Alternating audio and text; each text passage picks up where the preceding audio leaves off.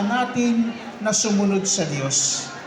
At ano ang pumipigil sa atin sa pagsunod sa Diyos? Ang tunay na umaalipin sa atin ay ang kasalanan. Kaya nga, tayo ay inaanyayahan palagi ng Panginoon na magsisi sa ating kasalanan upang tayo'y makalaya sa pagkaalipin, upang tayo'y malaya para sunod sa Kanya.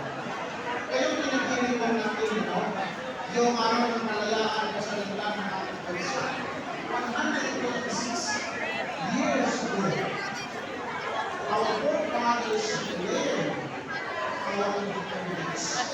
We're born our independence. Kaya 2,000 years ago,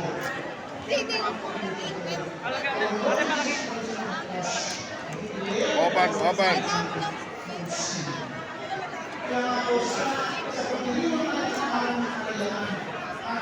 Hello.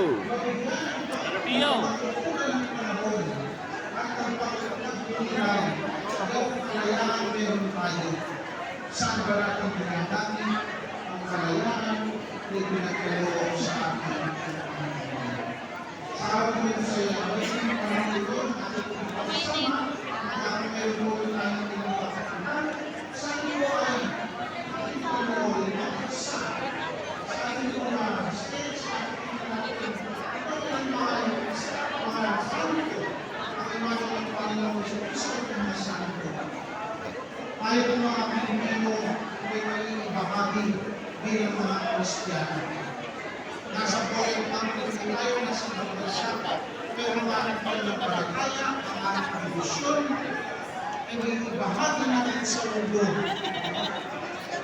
Sa pagpapatakot at pagkakalagin pa, hindi lang ang ating pananampalataya, o hindi lang ang ating mga batao ng ibang lahi.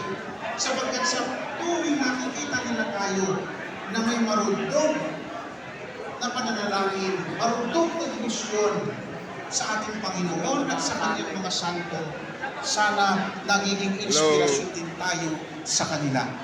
So mga kapatid, maligayang araw po ng kalayaan, hindi lamang ng pagkasikil natin sa dayuhan, lalo't higit kalayaan